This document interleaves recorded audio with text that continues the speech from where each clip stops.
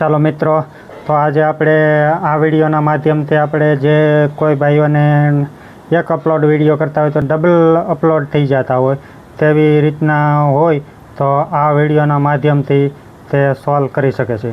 તો મિત્રો, આપણે આ વિડીયોમાં તે માહિતી આપીશું અને તેને શીખવીશું.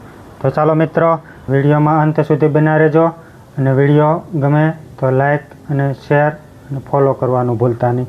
તો જય માતાજી. તો ચાલો વિડીયો ચાલુ કરીએ.